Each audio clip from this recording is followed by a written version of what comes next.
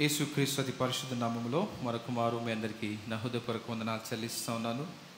దేవుడిచ్చిన ఈ అవకాశాన్ని బట్టి దేవునికి వందనాలు చెల్లిస్తూ ఉన్నాను. సంఘమునకు, సంఘ పెద్దలకు, సంఘ కాపరికి నా ప్రత్యేకమైన వందనములు. ఈ దినము మనము ఫిలిప్పీలకు రాసిన పత్రిక 3వ అధ్యాయము 7వ వచనం నుండి 14వ వచనాల వరకు మనం చదువుకొని ఉన్నాం. అపోస్తలుడైన పౌలు జీవితంలో ఒక ఆశ ఉన్నది. ఆ ఆశ ఏంటంటే, ఆయన మాటల్లో మనం చూసినట్టుగా ఏ విధము చేతనైనా, అనగా బై హుక్ ఆర్ క్రుక్, ఏ విధము చేతనైనా కూడా నా జీవితంలో ఒక ఆశ నాకున్నది. ఆ ఆశ ఏంటంటే, మృతులలో నుండి నాకు పునరుద్ధానము కలగాలి కదా. క్రైస్తవులుగా ఈ లోకంలో ఎన్నో గొప్ప ఆశలు మన జీవితంలో బహుశా నీకు నాకు ఉండవచ్చు కదా. ఒక ఉన్నతమైన స్థానంలో ఉండాలన్న ఆశ, అనేకులకు ఆశీర్వాదకరముగా ఉండాలన్న ఆశ, మనము చేయుచున్న పనిలో ఉత్తీర్ణతలుగా అంటే ఒక ఉన్నతమైన స్థితిలో ఉండాలన్న ఆశ, మన చేతి కింద అనేకులు ఉండాలన్న ఆశ, అనేకమైన ఆశలు మన జీవితంలో ఉంటా ఉన్నాయి. కానీ క్రైస్తవులముగా నీకు నాకు ఉండాల్సిన అతి ప్రాముఖ్యమైన ఆశ ఏంటంటే, నేను పునరుద్ధానము చెందాలి కదా. ఆ పునరుద్ధానము ఒకవేళ నీవు నేను చెందకపోతే మనము నిత్య నరకములో మన జీవితాంతం కూడా గడిపే అవకాశం ఉన్నది. చాలాసార్లు మనము ఈ చిన్న జీవితము కొరకు ఎన్నో ఆశలు కంటా ఉంటాం. ఈ 80-70 సంవత్సరముల ఈ జీవితము కొరకు ఎంతో ఆశలు కంటా ఉంటాము, ఎంతో ఇన్వెస్ట్ చేస్తూ ఉంటాము, ఎంతో సమయాన్ని కేటాయిస్తూ ఉంటాము. మన జీవితాన్ని అంతా కూడా దారిపోసి దేని కొరకు జీవిస్తూ ఉంటాం అంటే, మన కడుపు కొరకు మనం జీవిస్తూ ఉంటాం, మన పోషణ కొరకు మనం జీవిస్తూ ఉంటాం, ఈ లోకంలో సమస్యము కొరకు మనం జీవిస్తూ ఉంటాం. కానీ పౌలు ఈ దినము నీకు నాకు జ్ఞాపకం చేస్తున్న ఒక శ్రేష్టమైన మాట ఏంటంటే, ఆయన అంటున్నాడు, ఏ విధము చేతనైనను మృతులలో నుండి నాకు పునరుద్ధానము కలగవలనని ఆయన ఆశపడుతూ ఉన్నాడు. కనుక ఒకవేళ ఈ ఆశ నీలో నాలో లేకపోతే మన క్రైస్తవ జీవితానికి అర్థము లేదు. అందుకే ఇదే పౌలు కొరింథీ సంఘానికి 1 కొరింథీ రాసిన పత్రిక 15వ అధ్యాయంలో ఆయన రాస్తున్న మాట ఏంటంటే, ఈ జీవితం కాలం మట్టుకే నీవు నేను క్రీస్తునందు విశ్వాసం ఉంచిన ఎడల మనందరము ఈ లోకములో ఉన్న వారందరికంటే కూడా దౌర్భాగ్యులము అని బైబిల్ గ్రంథము బోధిస్తూ ఉన్నది. కనుక అట్టి దౌర్భాగ్య స్థితి పౌలు నాకు అవసరం లేదంటా ఉన్నాడు. ఆ స్థితి నాకు అవసరం లేదు. నాకు ఈ లోకం మట్టుకి క్రీస్తు ఒకవేళ నాకు అవసరం లేదు, కానీ I want Christ for my self even for eternity.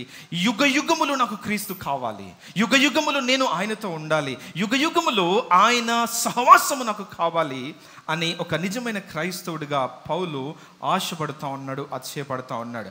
కనుక ఒకవేళ ఈ మాట గురించి నీవు నేను ఆలోచన చేసుకోగలిగితే, నిజంగా ఆ సంపాదన కొరకు, లేకుంటే ఆ ఆశ తన జీవితంలో నెరవేర్చబడట కొరకు, ఆయన జీవితంలో ఏది ఉన్నతముగా కనిపిస్తూ ఉన్నదో, అనగా ఆ ఆశను నెరవేర్చడంలో ఏది అడ్డుగా కనిపిస్తూ ఉన్నదో, ఏది ఆటంకంగా కనిపిస్తూ ఉన్నదో, వాటన్నిటిని కూడా అనగా అక్కడ సమస్తము ఆటంకంగానే కనిపిస్తూ ఉన్నది, వాటన్నిటిని కూడా నష్టముగా ఎంచుకోవడానికి అపోస్తలుడైన పౌలు అక్కడ తీర్మానము చేసుకుంటున్నట్టుగా నీవు నేను జ్ఞాపకం చేస్తాను. అందుకే మనం ఆలోచన చేయాలి, క్రైస్తవ జీవితంలో, క్రైస్తవ విశ్వాసములో యేసు క్రీస్తు పునరుద్ధానము ఎంత ప్రాముఖ్యమైనదో నీవు నేను ఈయన మాటల ద్వారా జ్ఞాపకం చేస్తూ ఉన్నాం. కనుక యేసు క్రీస్తు పునరుద్ధానము లేకపోతే, యేసు క్రీస్తు మరలా తిరిగి లేవకపోతే ఈ లోకములో నీవు నేను చేస్తున్న దేనికి కూడా అర్థం లేదు. కనుక ఒకవేళ ఈ దినము నీవు నేను చేస్తున్న వాటన్నిటిని కూడా ఏది ఎస్టాబ్లిష్ చేస్తూ ఉన్నదంటే యేసు క్రీస్తు పునరుద్ధానమే. యేసు క్రీస్తు తన జీవిత కాలంలో అనేకమైన మాటలు మాట్లాడాడు, అనేకమైన అద్భుతములు చేశాడు, అనేకులను స్వస్థపరిచాడు, అనేకులకు నూతనమైన జీవితాన్ని ప్రసాదించాడు. వాటన్నిటిని కూడా నిజంగా పునరుద్ధానము ఏం చేస్తూ ఉన్నదంటే ఇంకా బలపరుస్తూ ఉన్నది. ఒకవేళ అన్ని గొప్ప కార్యాలు చేసి తుదకు యేసుక్రీస్తు మరణించి ఆ సమాధి చేత ఆయన బంధింపబడి ఉంటే, నిజముగా ఆయన చేసిన కార్యాలకు కానీ, ఆయన బోధించిన మాటలకు కానీ, ఆయన చేసిన స్వస్థతలకు కానీ, ఆయన ఈ లోకములో జీవించిన దేనికి కానీ అసలు విలువనే లేదు అన్న సత్యాన్ని నీవు నేను జ్ఞాపకం చేసుకోవాలి. అందుకే యేసు క్రీస్తు, అందుకే పౌలు అంటున్న మాట ఏంటంటే, సమాధి ఆయనను బంధించి ఉంచుట అసాధ్యము గనక ఆయనను దేవుడు లేపెను అన్న మాటను అక్కడ మనము చూస్తున్నాం. యేసు క్రీస్తు యొక్క పునరుద్ధానము క్రైస్తవ విశ్వాసానికి అది పునాది వంటిది. కనుక ఈ పునాది సత్యమును ఆది నుండే సాతాను నిజంగా అది డైల్యూట్ చేయాలని ప్రయత్నం చేస్తూ ఉన్నది. ఒకవేళ మత్తయి సువార్తలో మనం చూసినట్లయితే ఆ 28వ అధ్యాయంలో అక్కడ ఆ సమాధిని కాచిన ఆ సోల్జర్స్కి కొంత ద్రవ్యం ఇచ్చి ఆయన శరీరాన్ని తన శిష్యులు ఎత్తుకుపోయారని ప్రచారం చేయండి అని వారు అక్కడ బోధించినట్టుగా మనం చూస్తున్నాం. అక్కడ ఒకవేళ ఆలోచన చేస్తే వారు ఏం చేశారంటే యేసు క్రీస్తు యొక్క సత్యమును వారు ఏం చేశారంటే ద్రవ్యమునకు అమ్ముకొని ఒక అబద్ధమును వారి జీవితం ద్వారా వారు ప్రచారం చేసినట్టుగా మనం చూస్తూ ఉన్నాం. వారు పొందుకున్నది ఏంటిది? కేవలము కొంత తరిగిపోయే ధనం మాత్రమే.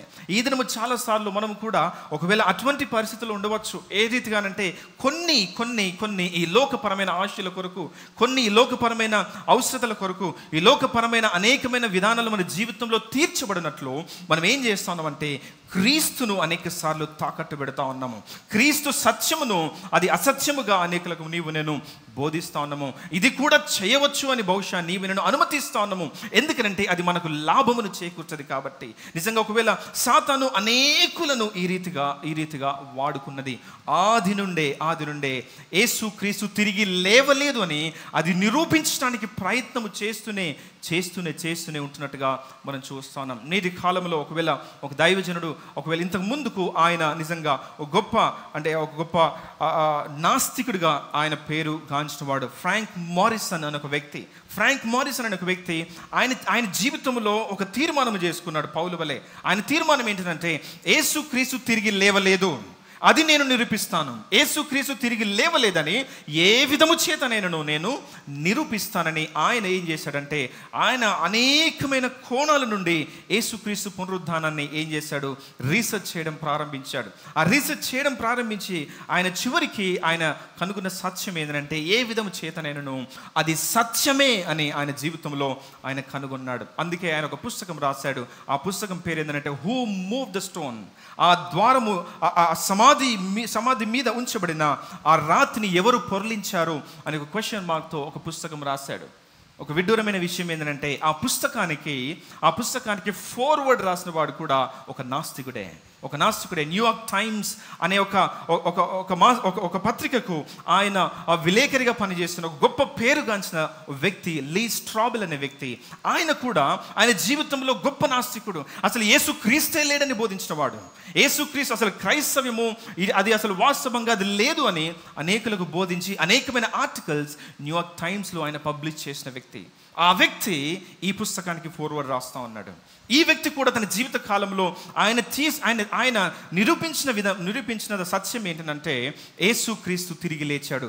ద కేస్ ఫర్ క్రైస్ట్ అనే ఒక పుస్తకాన్ని రాశాడు. The case for miracles, the case for resurrection, అనేకమైన ఆ సత్యాలు ఈ పుస్తకాల ద్వారా లేకుంటే ఈ లోకానికి ఆయన అందించిన వాడుగా మనము చూస్తున్నాము. కనుక ఇప్పటికీ ఆయన నిజంగా తన పరిచర్య వారు కొనసాగిస్తూ ఉన్నారు. ఎందుకు ఈ మాటలు చెప్తా ఉన్నాడంటే యేసు క్రీస్తు పునరుద్ధానం అనేది it is an established fact. అది ఆల్రెడీ స్థాపించబడిన ఒక సత్యము. దానిని నేను ఈ దినాల్లో ఒకవేళ నిరూపించడానికి కానీ ఒకవేళ డిస్ప్రూవ్ చేయడానికి కానీ ఏ రీతిగా మనం ప్రయత్నం చేసినా కూడా నిజంగా మనం బహుశా విఫలం కావచ్చు.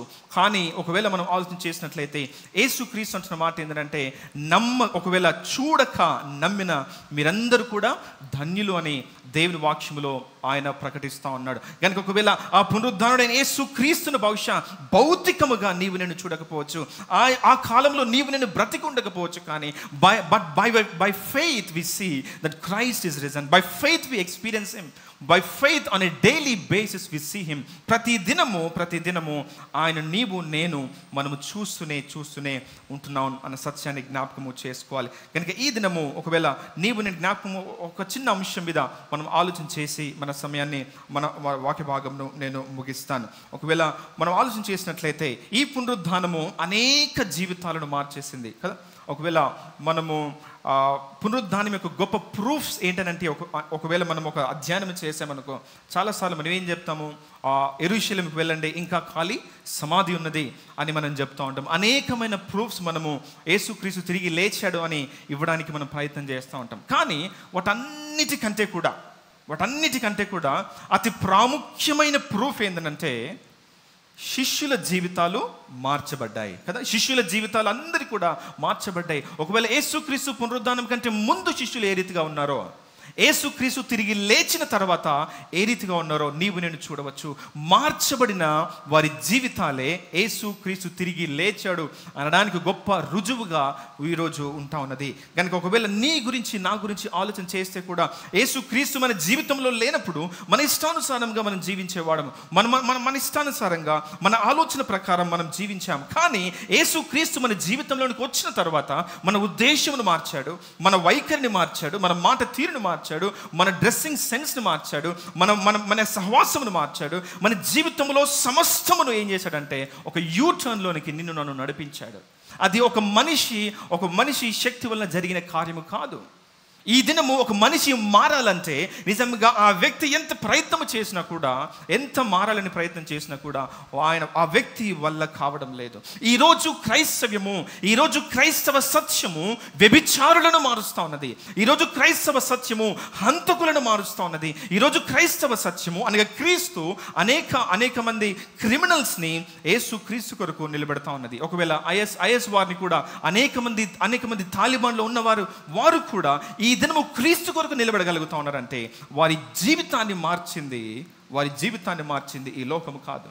వారి జీవితాన్ని మార్చింది ఏదో ఒక పుస్తకము కాదు. వారి జీవితాన్ని మార్చింది యేసుక్రీస్తు యొక్క పునరుద్ధాన శక్తి. ఆ పునరుద్ధానకే యేసుక్రీస్తులోనే అటువంటి శక్తి ఉన్నది. ఈ దినము పత్రిక రాస్తున్న ఈ పౌలు కూడా ఎంతో భయంకరుడు, హానికరుడు, హింసకుడు, సంఘమును హింసించాడు. ఇంతకుముందు ఆయన ఆశ ఏంటంటే సంఘము ఏ రీతిగా కూడా క్రీస్తును ఆరాధించకూడదు. ఎందుకంటే వీరు ఒక కొత్త మతమును తీసుకుని వచ్చారు. మా మతమునకు నిజంగా అది ఎంతో అడ్డంకుగా ఉంటా ఉన్నది. వీరు ఆరాధించకూడదని వారు అనేకులను ఇంటింట చొచ్చి ఆయన ఏం చేశాడు? స్త్రీలను, పిల్లలను అనేకులను బయటికి లాగి వారిని హింసించాడు. ఈ దినము ఆ వ్యక్తి చెబుతా ఉన్నాడు, నా జీవితంలో ఒక ఆశ ఉన్నది. ఆ ఆశ ఏంటంటే ఆ పునరుద్ధాన శక్తి నాకు కావాలి. ఇంతకు ముందు వచనంలో అంటా ఉన్నాడు, నా ధర్మశాస్త్రం వల్లనే నా నీతిని బట్టి కాదు, కానీ నా ధర్మశాస్త్రం నీతి నన్ను ఏం చేసిందనంటే ఇతరులను హింసించుటకు నన్ను ప్రేరేపించింది, ఇతరులను నిందించుటకు ప్రేరేపించింది, ఇతరులను మీద నిజంగా భయంకరముగా నేను పోరాటం చేయుటకు నన్ను ప్రేరేపించింది. కానీ క్రీస్తు యొక్క పునరుద్ధాన శక్తి నన్ను ప్రేమమయునిగా మార్చింది. కొరింథీ రాసిన పత్రిక 13వ అధ్యాయంలో ఆయన ప్రేమ గురించి రాస్తా ఉన్నాడు. అసలు వాస్తవంగా పౌలు ప్రేమ గురించి రాయుటకు అర్హుడా? ఆయన జీవితంలో అసలు ఎక్కడ ప్రేమ కనిపిస్తూ ఉన్నది? ఆయన జీవితంలో ఆయన చేసిన కార్యాలు చూడండి, ఆయన జీవించిన విధానము చూడండి. ఆయన ఎంతో ఆధ్యాత్మికమైన గర్వముతో ఆయన జీవిస్తూ ఉన్నాడు. అటువంటి గర్విష్ఠిని ఏది నిజంగా అనగదొక్కిందంటే యేసుక్రీస్తు యొక్క పునరుద్ధాన శక్తి. యేసుక్రీస్తు పునరుద్ధానమును ఆయన అర్థం చేసుకున్న తర్వాత ఆయన పొందుకున్న నీతి, ఆయన సంపాదిస్తున్న అనేకమైన యాకలైడ్స్ అన్నీ కూడా ఇప్పుడు ఎలాగో కనిపిస్తూ ఉన్నవి? ఇవన్నీ ఈ పెంటతో నా జీవితాన్ని నేను కొనసాగించలేను. ఈ పెంటతో నేను పరలోక రాజ్యమును చేరలేను. ఈ పెంటతో నేను దేవుని చూడలేను. ఈ పెంటతో అనేకులకు ఆశీర్వాదకరంగా నేను జీవించలేను. క్రైస్తవుడు అనేక సార్లు క్రీస్తును పక్కన పెట్టి పెంటతో సహవాసము చేస్తూ నేను గొప్పగా చేస్తానని ఈ దినము అనేక మంది ఒక భ్రమలో జీవిస్తూ ఉన్నారు. అని పౌలు మనందరికీ ఒక గొప్ప మాదిరిని చూపిస్తూ ఉన్నాడు. ఆయన ఒక అన్య మతస్థుడు కాదు. ఈ మాట చాలా జాగ్రత్తగా మనం గమనించాలి. ఆయన ఒక యూదా మతస్థుడు ధర్మశాస్త్రమునే పాటిస్తూ ఉన్నాడు. కానీ ఆ ధర్మశాస్త్రం వలన నీతి కూడా ఆయన ఏం చేస్తున్నాడంటే ఆ నీతి కూడా నాకు అవసరం లేదు, అది కూడా నాకు పెంటనే. ఎందుకంటే క్రీస్తు నా జీవితంలో ఉన్నాడు, క్రీస్తు నన్ను మార్చాడు, క్రీస్తు నాలో నిజంగా తన నీతిని నా జీవితంలో ఉంచాడు. ఇక ధర్మశాస్త్రం ద్వారా వచ్చే నీతి నాకు అవసరం లేదు. చాలాసార్లు ధర్మశాస్త్రం వైపు మనం మగ్గుతూ, ఈలోక మన జీవితంలో మనము చేసే కార్యాల వైపు మగ్గుతూ క్రీస్తు మన పక్షమున చేసినవి ఏమైనవో అనేక సార్లు మనము బహుశా గుర్తించలేకపోతా ఉన్నాము. ఈ పునరుద్ధాన దినాన నేను జ్ఞాపకం చేసుకోవాల్సిన సత్యం ఏంటంటే ఆ పునరుద్ధాన శక్తి పౌలును మార్చింది కదా, అక్కడున్న అనేకులను మార్చింది, తోమాను మార్చింది, అక్కడున్న శిష్యులందరినీ కూడా మార్చింది. కానీ ఒక ప్రశ్న ఖచ్చితంగా నేను వేసుకోవాలి, నన్ను మార్చిందా? ఆ పునరుద్ధాన శక్తి నాలో ఎటువంటి కార్యము చేసింది? ఆ పునరుద్ధాన శక్తి నన్ను ఏ రీతిగా మారుస్తూ ఉన్నది, ఆ పునరుద్ధాన శక్తి నాలో కార్యరూపం దాల్చిందా లేదా? ఒకవేళ అది కార్యరూపం దాల్చకపోతే మనం ప్రమాదంలో ఉన్నాము. మనం ఇంకా యేసుక్రీస్తుకు దూరంగా ఉన్నామన్న సత్యాన్ని నీవు నేను జ్ఞాపకం చేసుకోవాలి. కనుక మార్చబడిన ఈ వ్యక్తి కొన్ని మాటలు మనకు జ్ఞాపకం చేస్తూ ఉన్నాడు. ఒకవేళ మొట్టమొదటి సత్యము ఏంటంటే రోమిలికి రాసిన పత్రికలో జ్ఞాపకం చేస్తూ 4వ అధ్యాయము 25వ వచనంలో ఒక శ్రేష్టమైన మాట ఆయన జ్ఞాపకం చేస్తూ ఉన్నాడు. రోమిలికి రాసిన పత్రిక 4వ అధ్యాయము 25వ వచనము 24 నుండి నేను చదువుతా ఉన్నాను. మన ప్రభు అయిన యేసును మృతుల నుండి లేపిన వాని యందు విశ్వాసం ఉంచిన మనకును ఎంచబడననే మన నిమిత్తము కూడా వ్రాయబడను. 25వ వచనము, ఆయన మన అపరాధముల నిమిత్తము అప్పగింపబడి మనము నీతిమంతులుగా తీర్చబడుటకై లేపబడెను. యేసుక్రీస్తు ఎందుకు తిరిగి లేచాడు? నీవు నేను నీతిమంతులుగా తీర్చబడుటకు. ఇది సిద్ధాంతము. ఒకవేళ మొదటి కొరింథీ రాసిన పత్రిక ఒక మాట చూడండి. మొదటి కొరింథీ రాసిన పత్రిక 5వ అధ్యాయము 21వ వచనములో,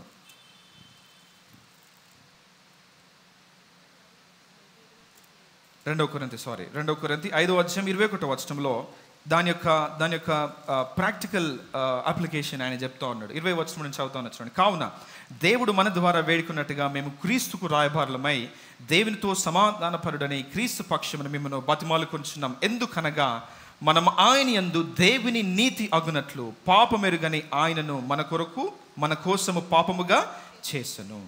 పాపము ఎరుగని క్రీస్తును దేవుడు ఏం చేశాడంటే మన కొరకు పాపముగా చేశాడు. ఆ వ్యక్తి మన పాపమును భరించి ఆ కలువరి శిలువలో మరణించి ఆయన సమాధి చేయబడి 3వ దినంన ఇప్పుడు ఎందుకు లేచాడని చెప్తున్నాడంటే నీవు నేను దేవుని సన్నిధిలో నీతిమంతులుగా తీర్చబడుటకే. దాని అర్థం ఏంటంటే నీవు నేను నీతిగా జీవించుటకు ఆయన తిరిగి లేచాడు. నీవు నేను ఇంకా పాపములో జీవించుటకు కాదు. నీవు నేను ఇంకా ఆ చీకటితో మనము సంబంధము కలిగి ఉండటం కాదు ఆయన తిరిగి లేచింది. నీవు నేను ఇంకా లోకములో జీవించటం కాదు ఆయన తిరిగి లేచింది. నీవు నేను తిరిగి లేచిన యేసుక్రీస్తును నమ్ముతున్న నీవు నేను నీ మీద నా మీద మొట్టమొదటిగా ఆ పునరుద్ధాన ప్రభావం ఏ రీతిగా చూపించాలంటే ఆ పాత జీవితము నుండి నన్ను అది బయటికి నెట్టివేయాలి. అది ఇంకా బయటికి నెట్టివేయడం లేదంటే ఆ పాపపు జీవితానికి కానీ ఆ లోకమునకు కానీ లేకుంటే చీకటికి కానీ ఇంకా నీకు నాకు సంబంధము ఉంటా ఉన్నదంటే యేసుక్రీస్తు యొక్క పునరుద్ధాన శక్తి నీలో నాలో ఇంకా అది పని చేయడం లేదు. ఆ శక్తి ఒకవేళ పని చేయగలిగితే ఏం చేస్తుందంటే మనము పాపమును అసహించుకుంటాము. మనం నీతి కొరకు జీవించడానికి మనం తీర్మానం చేసుకుంటాము. నీతిలో జీవించడానికి, వెలుగులో జీవించడానికి, పరిశుద్ధత వైపు నడవడానికి, దేవుని కొరకు జీవించడానికి, ఆయన సత్యము కొరకు నిలబడడానికి, ఆయనను బట్టి జీవించడానికి, ఆయన కొరకు ఇంత ముందుకు మనం మాట్లాడుకున్నట్టుగా ఆయన రాయబారులుగా ఈ లోకంలో జీవించడానికి పునరుద్ధాన శక్తి నీకు నాకు సహాయము చేస్తూ ఉంటుంది. అందుకే నికోదేముతో యేసుక్రీస్తు మాట్లాడుతూ నేను ఈ లోకములోనికి వెలుగుగా వచ్చాను కానీ ఈ లోకములో ఉన్న చీకటి నన్ను అంగీకరించడం లేదు. ఎందుకనంటే ఈ లోకము ఇంకా పాపమును ప్రేమిస్తూ ఉన్నది. ఈ లోకము ఇంకా చీకటిని ప్రేమిస్తూ ఉన్నది. చీకటిని హత్తుకుంటా ఉన్నది. చీకటితో సహవాసము చేయుటకు ఇష్టపడుతూ ఉన్నది. ఈరోజు సంఘమునకు చీకటికి ఎటువంటి సంబంధము లేదు. ఈరోజు సంఘమునకు లోకమునకు ఎటువంటి సంబంధము లేదు. సంఘము లోకము they are completely X and Y axis లెక్క. ఒకవేళ నీవు నేను అర్థము చేసుకోగలిగితే నిజంగా ఈ లోకము నుండి నీవు నేను వేరు చేయబడాలి అనేదే యేసుక్రీస్తు యొక్క పునరుద్ధాన శక్తి యొక్క ప్రభావము నీ మీద నా మీద ఉంచబడను. ఒకవేళ ఆ పునరుద్ధాన శక్తి అని ఒకవేళ నీవు నేను అర్థం చేసుకోగలిగితే అదేం చేస్తానంటే యేసుక్రీస్తు శరీరము మృతమై ఉన్నది. యేసుక్రీస్తు శరీరం మృతమైన ఆ సమయంలో మృతమైన ఆ శరీరానికి ఎవరు జీవం పోశారు? దేవుడు జీవం పోసి మరలా ఆ శరీరంను తిరిగి లేపాడు. అదే యేసుక్రీస్తు యొక్క పునరుద్ధాన శక్తి. ఒకవేళ నీవు నేను అర్థం చేసుకోగలిగితే అపోస్తలుడైన పౌలు కూడా అదే జ్ఞాపకం చేస్తూ ఉన్నాడు. మన రక్షణ విషయంలో కూడా నీవు నేను పాపము చేత అపరాధము చేత చచ్చిన స్థితిలో నీవు నేను ఉన్నప్పుడు ఆయన కృప ద్వారా నన్ను ఆయనతో కూడా లేపెను అన్న మాటను అక్కడ నీవు నేను చూస్తా ఉన్నాము. కనుక యేసుక్రీస్తు పునరుద్ధాన శక్తిని అనుభవించిన నీవు నేను కూడా ఇంకా చచ్చుబడిన జీవితము మన జీవితంలో ఉండదు, ఇంకా ఫలింపని జీవితం మన జీవితంలో ఉండదు, ఇంకా లోకానుసారమైన పద్ధతి మన జీవితంలో ఉండదు, ఇంకా లోకానుసారమైన విధానము, ఇంకా సాతానును అనుసరించిన పద్ధతులు మన జీవితంలో ఉండనే ఉండవు. వాటికి నీవు నేను సమాధి చేయబడ్డాము. వాటికి నీవు నేను సమాధి చేయబడి క్రీస్తులో నూతనముగా తిరిగి లేచాము. అందుకే ఎవడైనా క్రీస్తునందు ఉండేవాడు నూతన సృష్టి. ఇది నూతన సంవత్సరం గురించి మాట్లాడడం లేదు, కానీ మన జీవితం యొక్క నూతనత్వం గురించి మాట్లాడుతూ ఉన్నది. మన జీవితం ఇంత ముందుకు పాపము, మన జీవితం ఇంత ముందుకు సాతాను అనుసారంగా ఉన్నది, మన జీవితము ఇంతకు ముందుకు ఈ లోక పద్ధతులను అనుసరించి జీవిస్తూ ఉన్నది. కానీ పునరుద్ధాన శక్తి నిన్ను నన్ను ఏ రీతిగా మార్చాలంటే దానికి స్వస్తి చెప్పి దానిని సమాధి చేసి క్రీస్తుతో పాటు నూతనముగా తిరిగి లేవడమే. క్రైస్తవుడు, ఒకవేళ నీవు నూతనముగా తిరిగి లేచావా? ఒకవేళ ఇంకా అదే పాపపు జీవితంలో నీవు నేను కొనసాగుతూ నేను క్రీస్తు కుమారుడను, క్రీస్తు బిడ్డనని ఒకవేళ నీవు నేను చెప్పుకోవడానికి లేదు. ఎందుకంటే ఏ వ్యక్తి అయితే యేసు క్రీస్తు పునరుద్ధానాన్ని అనుభవిస్తాడో ఆ వ్యక్తి జీవితంలో పాపమునకు తావుండదు, ఆ వ్యక్తి జీవితంలో సాతానుకు తావు ఉండదు, ఆ వ్యక్తి జీవితంలో అక్రమమునకు తావు ఉండదు అన్న సత్యాన్ని నీవు నేను జ్ఞాపకం చేసుకోవాలి. అదే మాట ఇదే రోమీయులకు రాసిన పత్రిక 8వ అధ్యాయంలో 11వ వచనములో, మృతులలో నుండి యేసును లేపిన వాని ఆత్మ మీలో నివసించిన యెడల మృతులలో నుండి క్రీస్తు యేసును లేపిన వాడు చావునకు లోనైన మీ శరీరములను కూడా మీలో నివసించిన ఆ ఆత్మ ద్వారా జీవింపచేయును. ఏ ఆత్మ అయితే, ఏ శక్తి అయితే యేసుక్రీస్తు పునరుద్ధానాన్ని తీసుకుని వచ్చిందో ఆ ఆత్మ ఈ దినము నీలో నాలో జీవిస్తూ ఉన్నాడు. ఆయన మనలో ఉంటున్నాడు. కాబట్టి మనం ఇంకా చచ్చుబడి జీవించడానికి నిజంగా ఒకవేళ ఆస్కారము లేనే లేదు అన్న సత్యాన్ని నీవు జ్ఞాపకం చేసుకోవాలి. అందుకే ఒకవేళ ఆయన అంటా ఉన్నాడు, ఒకవేళ మృతుల నుండి యేసును లేపిన ఆత్మ మీలో నివసించిన యెడల మృతుల నుండి క్రీస్తు యేసును లేపిన వాడు చావునకు లోనైన మీ శరీరంలో కూడా ఆయన లేపుటకు ఆయన సమర్థుడు.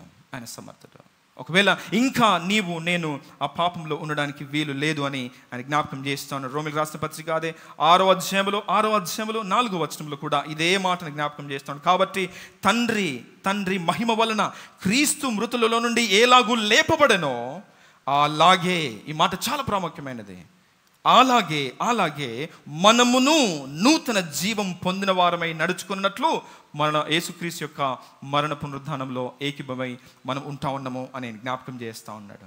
యేసుక్రీస్తును ఏ ఆత్మ అయితే లేపుతా ఉన్నాడో, ఇక్కడ ఇంత ముందుకు ఆత్మ గురించి మాట్లాడుతూ ఉన్నాడు, ఇక్కడ తండ్రి గురించి మాట్లాడుతాను. కాబట్టి తండ్రి మహిమ వలన క్రీస్తు మృతుల నుండి లేపబడ్డాడు కనుక అదే తండ్రి మహిమ వలన నీవు నేను నూతన పరచబడి ఈ లోకంలో నూతనముగా జీవించడానికి ఆస్కారము ఉంటా ఉన్నది.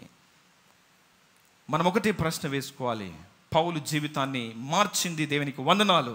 పౌలు జీవితం ఇదే. యోసేపు జీవితాన్ని మార్చింది, అనేక మంది భక్తుల జీవితాన్ని మార్చింది.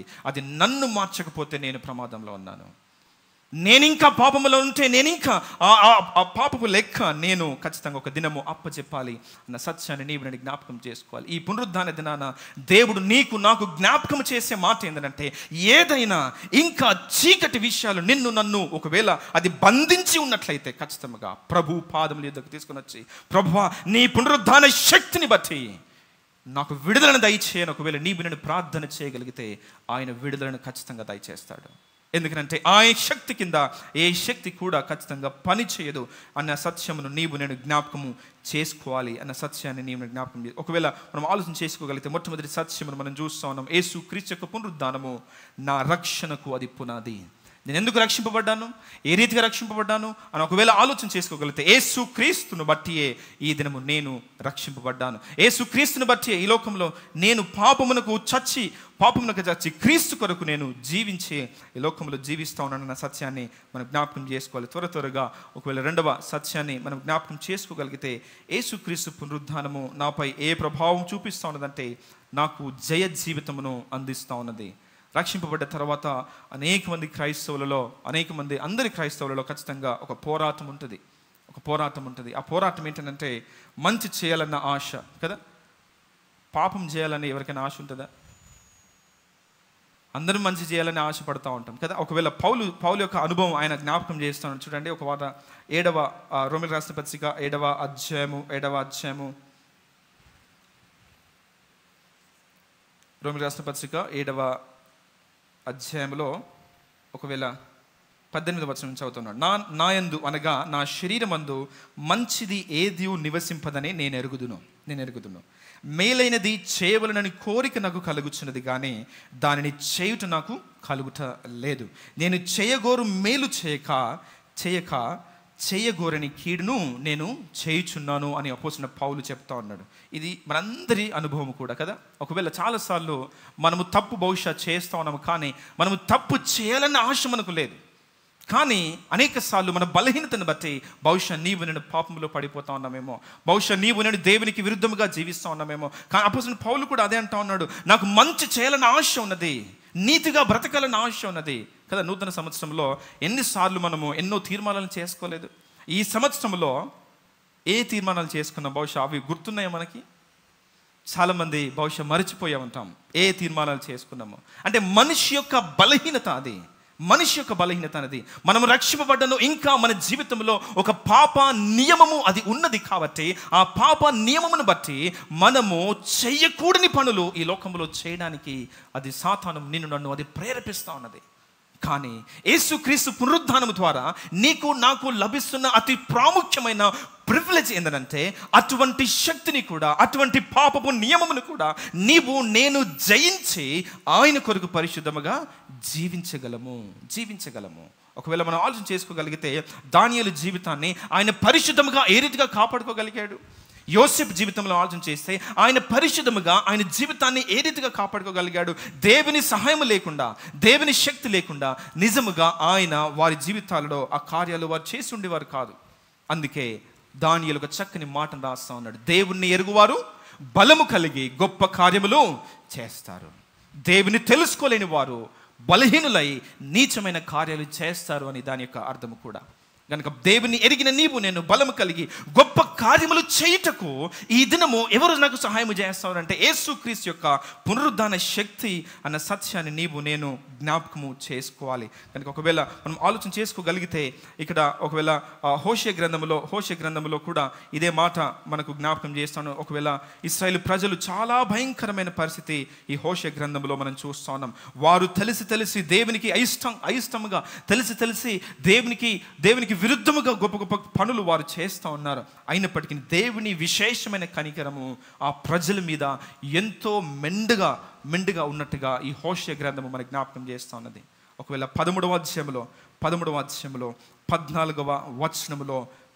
వచనములో దేవుడు వారి గురించి అంటున్న మాట చూడండి. ఒకవేళ ఆయనను పాతాళ వశములో నుండి నేను వారిని విమోచించుదును, మృత్యువు నుండి వారిని రక్షింతును. ఓ మరణమా నీ విజయం ఎక్కడా, ఓ మరణమా నీ ముల్లు ఎక్కడా. దేవుని ప్రేమ ఒక వ్యక్తి పట్ల ఏ రీతిగా ఉంటా ఉన్నదంటే నిజంగా వారు మరణము వైపు వెళుతూ ఉన్నా కూడా, మరణకరమైన పాపములు వారి జీవితంలో చేస్తూ ఉన్నా కూడా దేవుడు ఎంతగా నన్ను ప్రేమించాడంటే ఆ స్థితి నుండి కూడా నన్ను బయటికి లాగగలడు అన్న సత్యాన్ని ఆయన చూపిస్తూ ఉన్నాడు. అందుకే ఓ మరణమా నీ ముల్లు నా ప్రజల మీద ఇంకా ప్రభుత్వము చేయదు, ఓ మరణమా నీ విజయము ఎక్కడా, ఓ మరణమా నీ ముల్లు ఎక్కడా అని ఆయన జ్ఞాపకం చేస్తూ మరణము వంటి భయంకరమైన పరిస్థితి గుండా నేను వెళ్ళినా కూడా నేను మరలా నిన్ను రివైవ్ చేయగలను అన్న సత్యాన్ని వారికి జ్ఞాపకం చేస్తూ ఉన్నాడు. ఒకవేళ అందుకే 11వ అధ్యాయం అదే హోషే గ్రంథం 11వ అధ్యాయం ఒక మాట చూడండి. 11వ అధ్యాయము 7వ వచనము, నన్ను విసర్జించవలనని నా జనులు తీర్మానం చేసుకొని ఉన్నారు. ఏం తీర్మానం చేసుకున్నారు? ఎవరు? దేవుని ప్రజలు ఏమని తీర్మానం చేసుకున్నారంటే మాకు దేవుడు అవసరం లేదు అని తీర్మానం చేసుకున్నారు.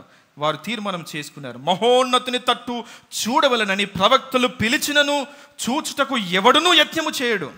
ఎన్నో ప్రవక్తలను దేవుడు పంపిస్తా ఉన్నాడు ఇశ్రాయేలు ప్రజల మధ్యలోనికి.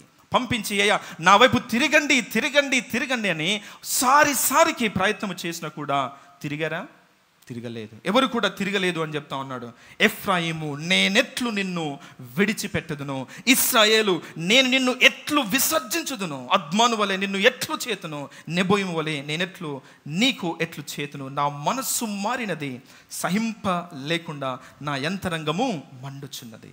దేవుని ప్రేమ ఒక ఒక ఒక ఒక ప్రాడిగల్ సన్ వైపు ఏ రీతిగా ఉన్నదో ఇక్కడ చూపిస్తూ ఉన్నాడు. అనేక సార్లు మన ఇష్టానుసారముగా దేవునికి విరుద్ధముగా జీవించాలని తీర్మానం చేసుకున్నా కూడా దేవుడు ఎంతగా నిన్ను ప్రేమించాడంటే ఆ స్థితి నుండి కూడా మరలా నన్ను తీసుకురాగలటకు ఆయన ఇష్టపడతా ఉన్నాడు.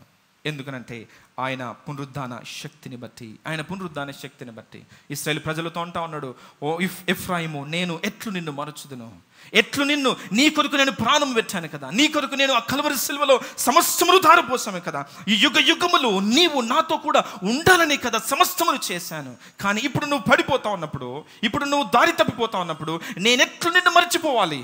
నేను నిన్ను మర్చిపోవటం అసాధ్యము. ఎందుకంటే నా అరచేతులలో నేను నిన్ను చెక్కుకున్నాను.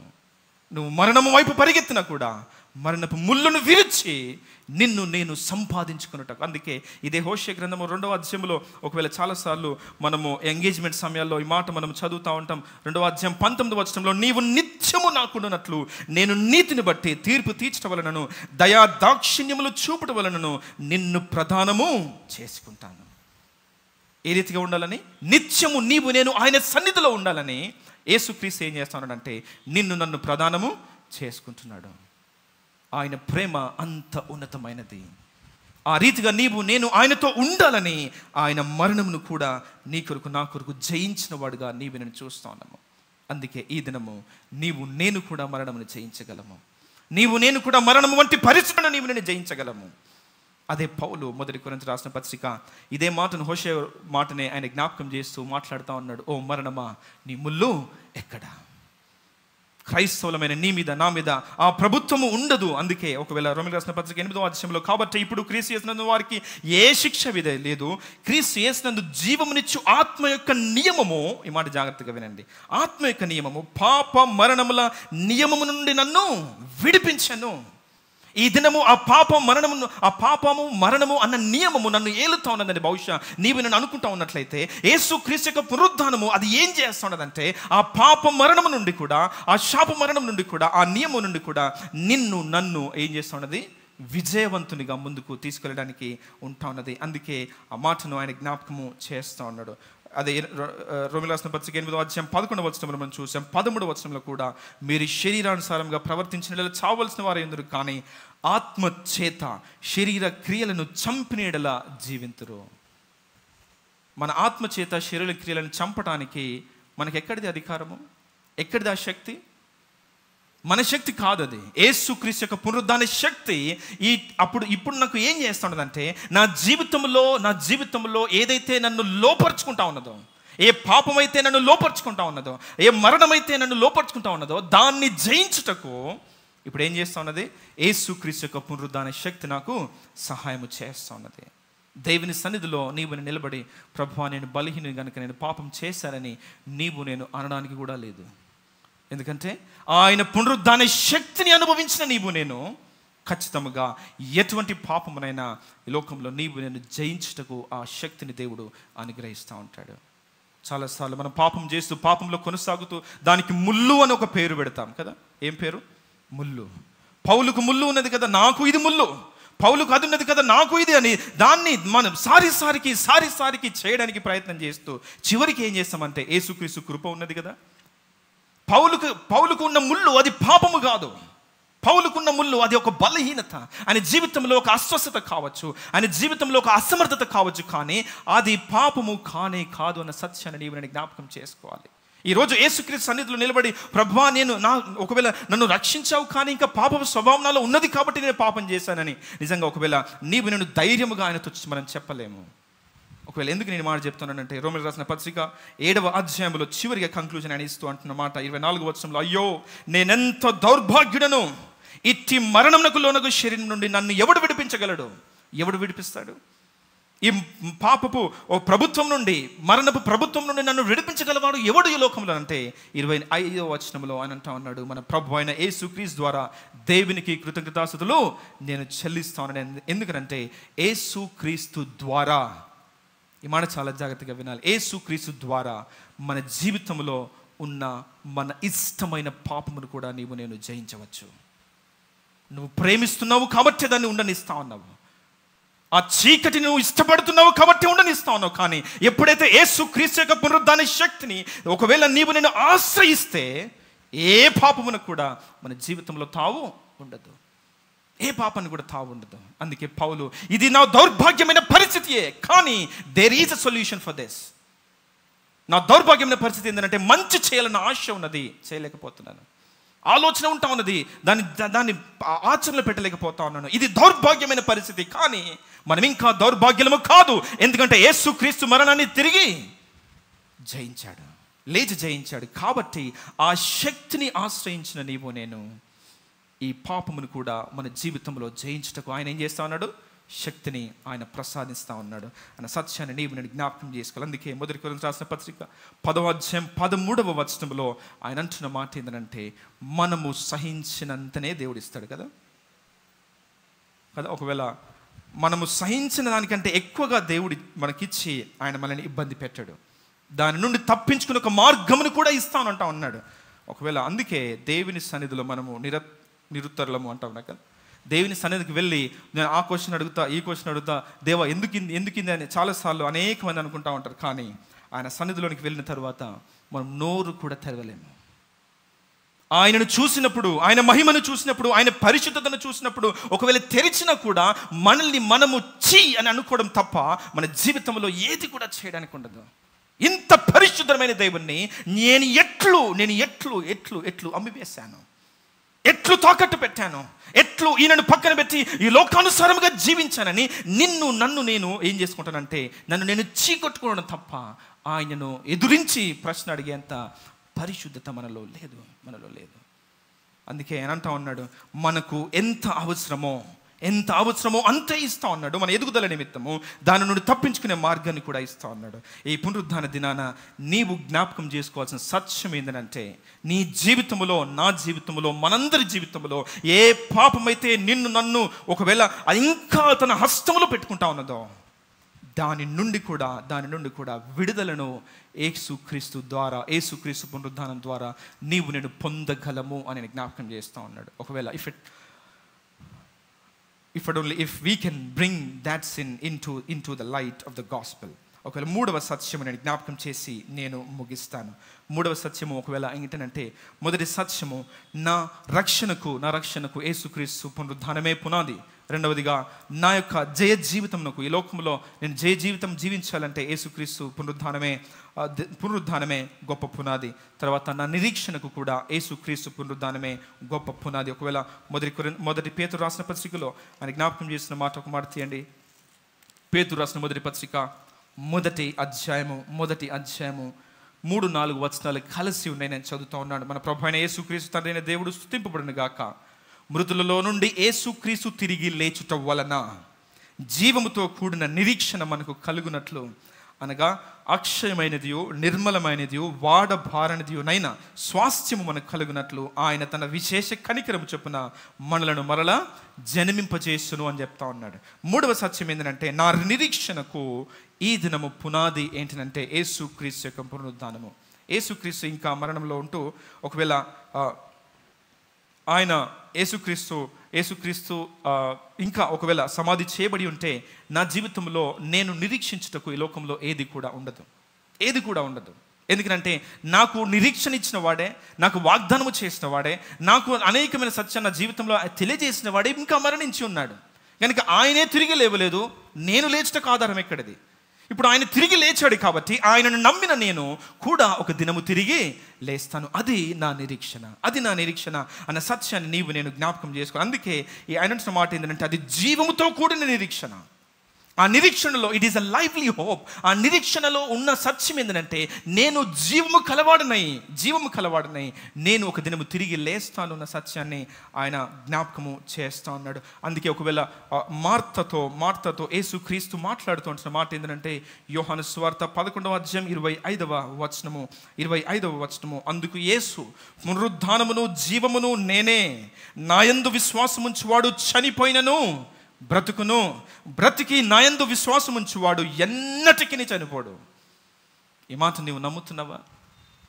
మార్తను అడుగుతా ఉన్నాడు దేవుడు, ఈ మాట నీవు నేను ప్రతి ఒక్కరము కూడా నమ్మాలి. ఆ నమ్మాల్సిన సత్యం ఏంటంటే యేసు క్రీస్తును విశ్వసించిన నేను ఈ దినము చనిపోతే మరలా నేను బ్రతికింపబడతాను. ఒకవేళ యేసుక్రీస్తు వచ్చినప్పుడు నిన్ను కొనిపోబడ్డప్పుడు కూడా ఖచ్చితంగా నేను ఆయనతో కూడా నిత్యము నేను ఉంటాను. అదే ఆ మాటలు చెప్తా ఉన్నాడు. నా యందు విశ్వాసం ఉంచువాడు చనిపోయినను వాడు బ్రతుకుతాడు. ఖచ్చితంగా బ్రతికి నా యందు విశ్వాసం ఉంచువాడు ఎన్నటికి చనిపోడు. అది నా నిరీక్షణ. ఒక దినము నేను కూడా లేపబడతాను అన్న నిరీక్షణ, అన్న సత్యాన్ని నీవు నేను జ్ఞాపకం చేసుకోవాలి. పాత నిబంధన కాలంలో ఒక భక్తునికి ఒక శ్రేష్టమైన నిరీక్షణ ఉండే. ఆ నిరీక్షణ ఏంటంటే యోబు గ్రంథం ఒకవేళ 19వ అధ్యాయం 25వ వచనంలో, నేడే నా కన్నులతో నేనే నా యొక్క విమోచకుని నేను చూచెదను. I know my redeemer lives.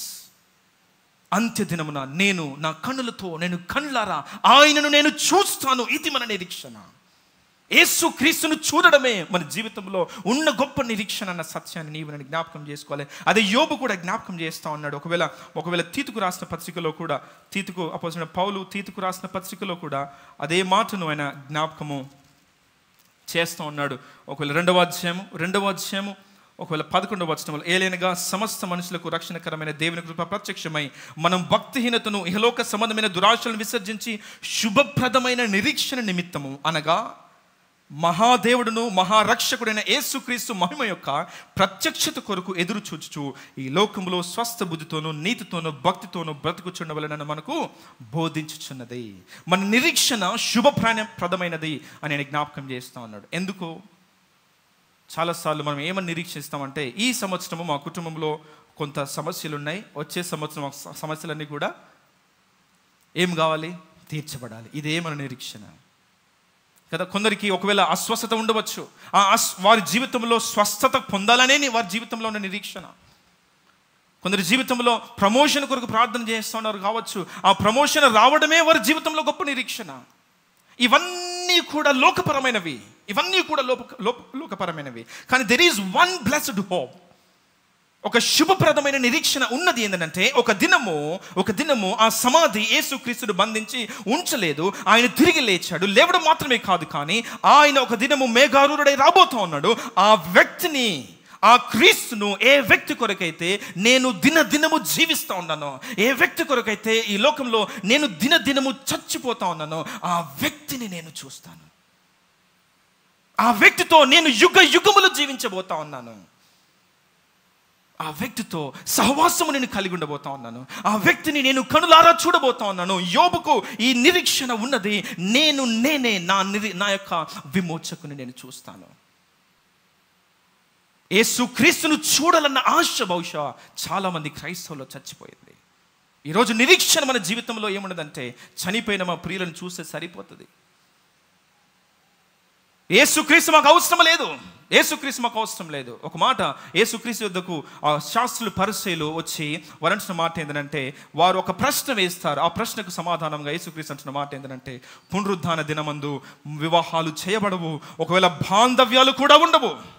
వారిని చూస్తాము, వారితో కలిసి ఉంటాము, కానీ బహుశా బాంధవ్యాలు ఉండవన్న సత్యాన్ని నీవు జ్ఞాపకం చేసుకోవాలి. మన ప్రియుల కంటే కూడా అతి ప్రాముఖ్యమైన వ్యక్తి ఎవరంటే యేసుక్రీస్తు ప్రభుల వారు. We are here for him and we are dying and living for him, and one day we will see him, and that's the blessed hope. అదే మన జీవితంలో ఉన్న ఒక గొప్ప నిరీక్షణ. మీ ప్రియుని కొరకు బహుశా నువ్వు యేసుక్రీస్తును నమ్మితే నీ విశ్వాసము ఈ లోకం మట్టుకే. Believe Christ for himself. ఆయన కొరకే ఆయనను నీవు నేను నమ్మాలి. ఆయన ఈ లోకంలో ఏదో నాకు అందిస్తాడని, ఏదో నాకు సహాయం చేస్తాడని ఒకవేళ నీవు నేను నమ్మినట్లయితే మన విశ్వాసము మనదంతా కూడా వ్యర్థమే. We're only here for one person, and that is Lord Jesus Christ. ఒక దినము ఆయననే చూడబోతా ఉన్నాము. That should excite us. అది నన్ను ఒక తృష్ణతో నింపాలి. అందుకే ఇక్కడ ఆయన అంటున్న మాట, ఒకవేళ పేతురు అంటున్న మాట ఏంటంటే, ఒకవేళ ఆ నిరీక్షణ మనకు కలుగునట్టు, ఒకవేళ ఆ తీతు రాసిన పత్రికలో ఆ మాట అంటాడు, కనుక ఆ సత్యమును మనస్సులో పెట్టుకొని మనము స్వస్థ బుద్ధితో ఎక్కడ జీవించాలి? ఈ లోకంలో నేను ఆయన కొరకు జీవించాలి. గనుక యేసుక్రీస్తును నమ్మిన నీకు నాకున్న అతి ప్రాముఖ్యమైన నిరీక్షణ ఏంటంటే, ఆయనను చూడబోతా ఉన్నాము. ఆయనతో యుగ యుగములు గడిపబోతా ఉన్నాము. ఆయన సహవాసమును మనము కలిగి ఉండబోతాం. అందుకే ఇదిగో సదాకాలము మనం ప్రభుతో కూడా ఉందుము. మొదటి దశలోని పత్రిక 4వ అధ్యాయంలో ఆ మాటను మనం చూస్తాను. ఒకవేళ చివరికి ఒక మాట చెప్పి నేను ముగిస్తాను. ఇదే అంశంలో ఒకవేళ ప్రకటన గ్రంథములో ఒక వ్యక్తికి చాలా వేదన కలుగుతూ ఉన్నది. 5వ అధ్యాయము ప్రకటన గ్రంథము 5వ అధ్యాయము 3వ వచనము. అయితే పరలోకం యందు గాను భూమి మీద కానీ భూమి కింద కానీ ఆ గ్రంథము విప్పుటకైనను చూచుటకైనను ఎవనికి శక్తి లేకపోయాను. ఆ గ్రంథము విప్పుటకైనను చూచుటకైనను యోగ్యుడెవడను కనబడినందున నేను అనగా యోహాను బహుగా ఏడ్చుచుండగా అని చూస్తా ఉన్నాము. యోహాను ఆ పరలోకంలో ఉన్న సీన్ని ఒక దర్శనముగా చూస్తూ ఉన్నాడు. ఆయన జీవితాంతం క్రీస్తు కొరకు జీవించాడు. ఆయన జీవితాంతం క్రీస్తు పరిచర్యలో వెచ్చించాడు. ఇప్పుడు చివరిగా అంత్య దినములో జరగబోయే కార్యాన్ని చూస్తూ ఉన్నాడు. ఎవరయ్యా మరి ఈ లోకంలో ఉన్న పాపమును సమస్తమును నిర్మూలము చేయగలిగిన వాడు, ఈ లోకాన్ని తీర్పు తీర్చగలిగిన వాడు ఎవడు ఈ లోకంలో ఉన్నాడని ఒక తీర్పు ప్రకటించబడ్డది, ఒక దండోర ప్రకటించబడ్డది పరలోక రాజ్యములో. ఎవరు ముందుకు రాలేకపోతా ఉన్నారు. ఎవరికి ఆ ధైర్యము లేదు. ఈ లోకాన్ని తీర్పు తీర్చే ధైర్యము ఎవరికి కూడా లేదు. బహుశా అనేకులు అటు ఇటు చూస్తాను, కానీ ఎవరు రావడం లేదు. యోహాను తన జీవితంలో కుమిలిపోతాడు. ప్రభువా నీ కొరకే కదా మేము జీవితాంతము వెచ్చించి నీ కొరకు జీవించాము కదా, నీవు కూడా చేయలేకపోతే ప్రభు మా జీవితానికి అర్థం ఉండదని బహుశా ఆయన కుమిలి ఏడుస్తా ఉన్నాడు. 5వ వచనములో ఆ పెద్దలలో ఒకడు, ఏడవకము, ఇదిగో దావీదుకు చిగురైన యూదా గోత్రపు సింహము 7 ముద్రలను తీసి ఆ గ్రంథమును విప్పుటకై జయము పొందనని నాతో చెప్పాను. బహుశా ఎవరు ఈ లోకంలో ఉన్న పాపం అంతా కూడా తీసివేయడానికి, ఈ రిస్టోర్ చేయడానికి, మరలా నూతన పరచడానికి ఎవరు అని బహుశా అందరూ చూస్తున్నారు. కానీ దాన్ని చేయగలిగిన వాడు ఒక్కడే ఉన్నాడు. మరణమును జయించిన యేసుక్రీస్తు ప్రభుల వారు. ఆయనకొక్కనికే ఆ అధికారం ఉన్నది. అందుకే 110వ కీర్తన మొదటి 2వ వచనంలో నా శత్రులందరినీ కూడా నీ పాదం కింద ఉంచే వరకు నీవు నా కుడి పార్శ్వమున కూర్చోమని దేవుడు ఆయనకు ఆజ్ఞ ఇచ్చాడు. ఆ కుడి పార్శ్వమున కూర్చొని ఈ లోకాన్ని ఆయన తీర్పు తీర్చబోయే ఒక దినము రాబోతా ఉన్నది. ఒకసారి ఆలోచన చేయండి.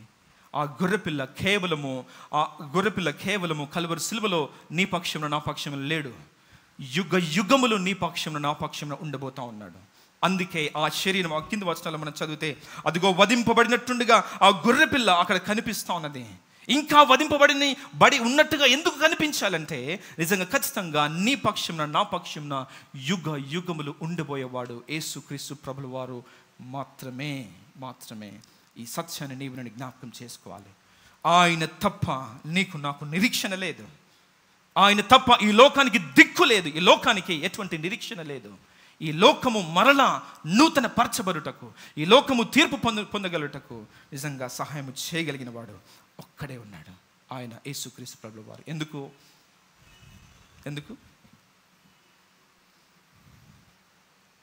కేవలము ఆయన క్రిస్మస్లో పుట్టి సాధారణమైన జీవితం జీవించి చనిపోతే ఇది సాధ్యమయ్యేదా? కాదు.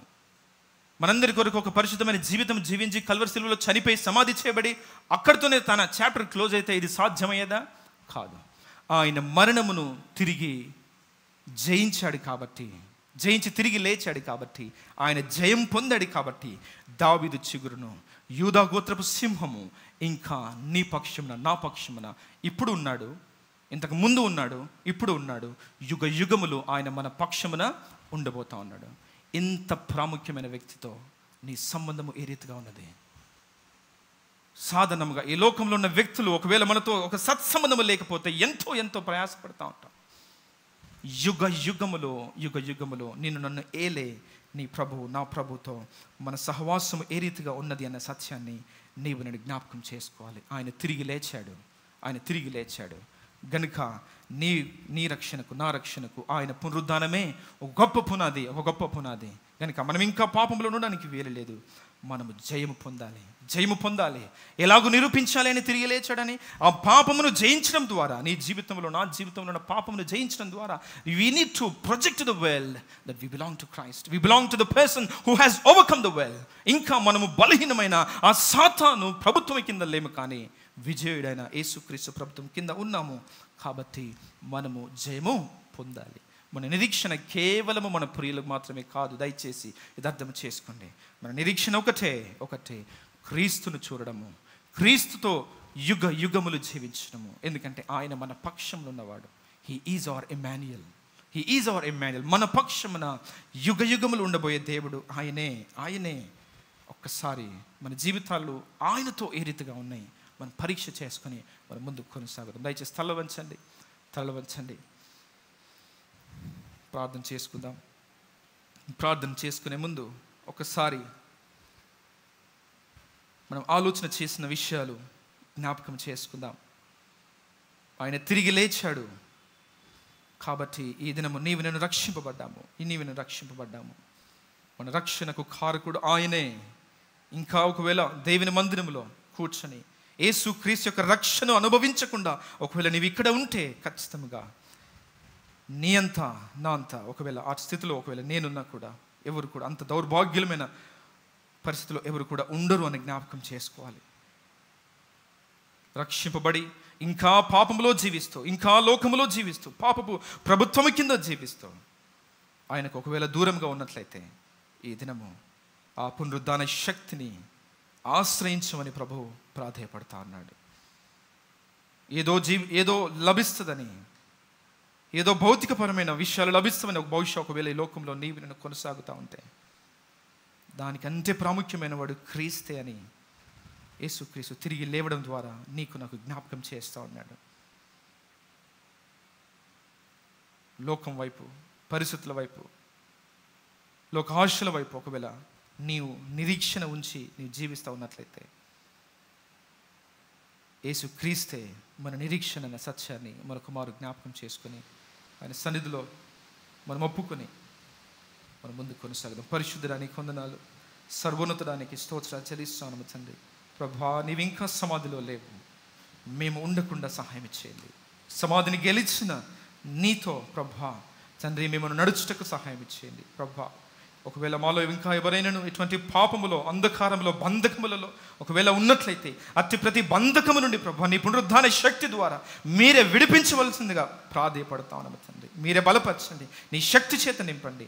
నీ కొరకు ఈ లోకంలో సాక్షులముగా జీవించే భాగ్యమును ప్రభా మెండుగా మా అందరికీ దయచేయవలసింది కోరుతూ, ఒక దినము మా కొరకు ప్రభా నీవు రాబోతున్నావన్న సత్యమును బట్టి ఈ లోకంలో స్వస్థ బుద్ధితో జీవించే భాగ్యమును దయచేయమని యేసు క్రీస్తు అతి పరిశుద్ధ నామములో అడిగి వేడుకొంచున్నాము తండ్రి. ఆమేన్. Thank you.